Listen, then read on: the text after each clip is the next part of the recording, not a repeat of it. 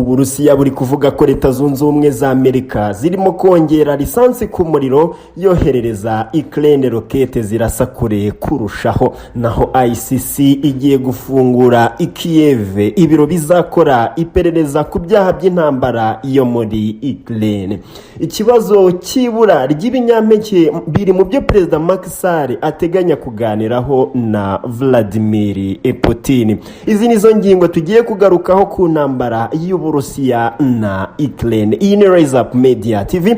Utarakora subscribe, reba ijambo riri mu ibara ry'umutuku handitse subscribe ubundi kandeho tujye tubana umunsi ku munsi.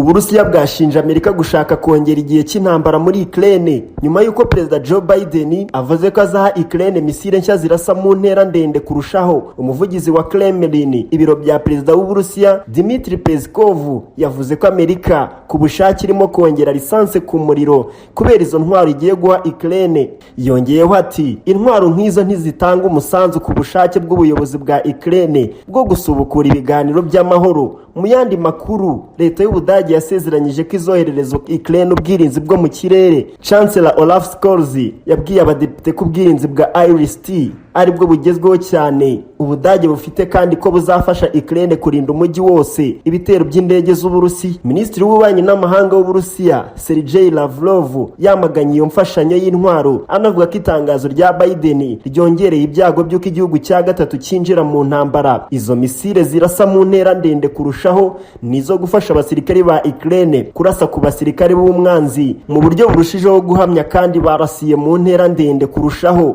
Mbere Amerika nta bushake yari yaragaragaje bwo guha Ukraine izo ntwaro kubera kugira ubwoba ko zishobora gukoreshwa mu kurasa ahantu ho mu Burusiya, ariko Amerika ivuga ko Ukraine yayemereye ko ibi bitazabaho. Kuwa gatatu Biden yavuze ko iyo mfashanyo yica izongerera imbaraga Ukraine mu mwanya w'ibiganiro n'Uburusiya ndetse zigatuma birushaho gushoboka ko haboneka umuti unyuze mu nzira y'ibiganiro. Umutegetsi wo mu rwego rwo hejuru muri Amerika yavuze ko izi ntwaro nshya zizaba zirimo ubwirinzi bune bwa rokete zo mu bwoko bwa M142 High Mobility Artillery Rocket System.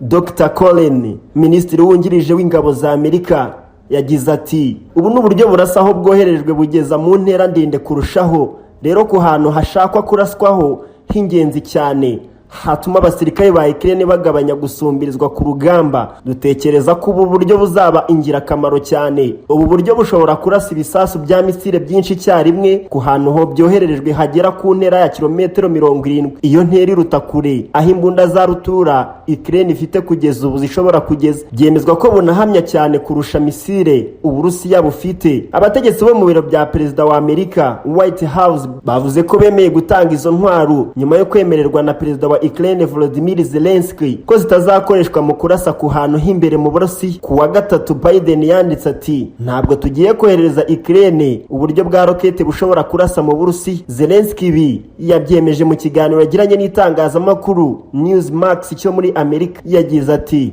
ntidushishikajwe n'ibirimo kubera mu Burusiya, dushishikajwe gusa n'ubutaka bwacu muri Ukraine. Ariko Peskov yavuze ko Uburusiya butizeye amagambo ya Zelensky. Ibiro ntaramakuru RIA byasubiyemo amagambo ya Peskov agira ati kugira ngo tugire icyizere dukeneye kubona Kiev yubahiriza ibyo yasezeranyije, ariko nta na kimwe gihari. Avuga ko itangazo rya Amerika ryo gutanga indi mfashanyo ya gisirikare kuri Ukraine. Yagize ati twemeza ko Amerika mu buryo butaziguye kandi ku bushake irimo kongera lisansi ku muriro. Birumvikana Amerika irimo kumva ko irwanya Uburusiya kugeza ku munya Ukraine wa nyuma. Abategetsi bo muri White House bavuze ko izi rokete zinda ari ishingiro ry'imfashanyo nshya ya miliyoni 700 z'amadolari igenewe Ukraine yatangajwe ku mugaragaro kuwa gatatu. Indege za kajugujugu, intwaro zirasa ibifaru, imodoka zo gukoresha ku rugamba hamwe n'ibikoresho byo gusimbura ibindi nabyo byitezwe kuba biri muri iyi mfashanyo ya gisirikare yo ku nshuro ya 11 yemejwe na Amerika igenewe Ukraine kuva intambara yatangira mu kwezi kwa kabiri. Indi ngingo twagarukaho, ICC igiye gufungura i Kiev ibiro bizakora iperereza ku byaha by'intambara yo muri Ukraine.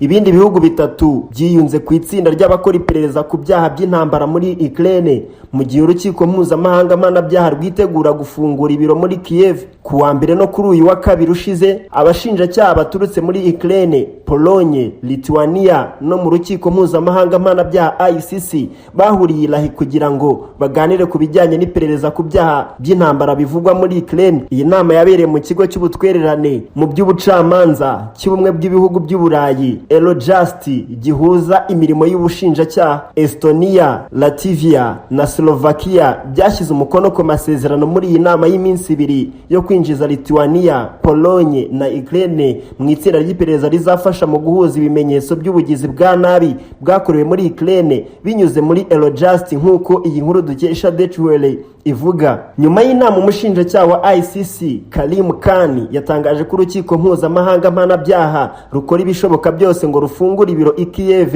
kugira ngo rushyigikire iperereza. ICC imaze kohereza itsinda ry'abashakashatsi 42 impuguke mu by'amategeko n'abakozi bo gufasha muri Ukraine, itsinda rinini mu mateka y'urukiko. Khan kandi yavuze ko gukorera hamwe bishimangira ubushake bw'umuryango mpuzamahanga mu kugendera ku mategeko. Yagize ati, ntekereza ko byerekana ko hari urugamba ruhuriweho rw'amategeko ruri ngombwa rwose, atari muri Ukraine gusa ahubwo no gukomeza amahoro n'umutekano ku isi hose. Umuyobozi wa Human Rights Watch mu Burayi na Aziya yo hagati Hag Williamson yabwiye Deutsche ko byari ngombwa ko amatsinda y'iperereza yari yatangiye akazi kayo. Williamson ati, ubushinjacyaha bwa Ukraine buhugiye muri iki kibazo. Urukiko mpuzamahanga mpanabyaha rwohereje kandi impuguke muri Ukraine. Ni ngombwa ko aya makipe ahuza neza, agabana ubushobozi, ashyigikira ubushinjacyaha mu kazi bakora. Indi ngingo twagarukaho irebana n'ibi bihugu byombi, kuri uyu wa gatanu itariki ya 3 Kamena, umuyobozi w'umuryango wa Afurika yunze ubumwe akaba na perezida wa Senegal Macky Sall azahura n'umuyobozi w'Uburusiya Vladimir Putin mu gihe intambara yo muri Ukraine ikomeje guhungabanya kwihaza mu biribwa ku mugabane wa Afurika, nk'uko umuvugizi w'uyu muryango wa Afurika yunze ubumwe yabitangarije Politico. Perezida Sall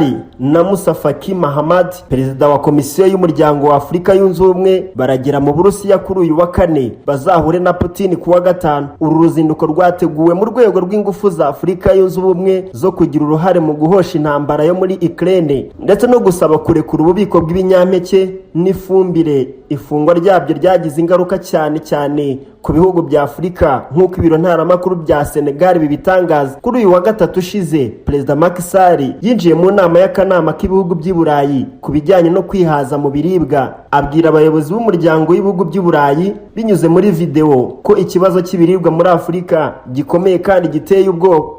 Uburusiya bwateye Ukraine muri Gashyantare bwitambitse ibyoherezwaga n'iki gihugu byavaga ku cyambu cyo ku nyanja y'Irabura. Sall kandi yagarutse ku magambo yavuzwe na perezida w'Ubufaransa Emmanuel Macron wavuze ko Afurika n'Uburayi bitagomba kugwa mu mutego no kurwanya ibivugwa n'Uburusiya ko ibura ry'ibyo kurya byiganjemo ibinyampeke byatewe n'ibihano by'ibihugu by'iburengerazuba. Iyi ni Rise Up Media TV. Mukomeze mugire ibihe byiza.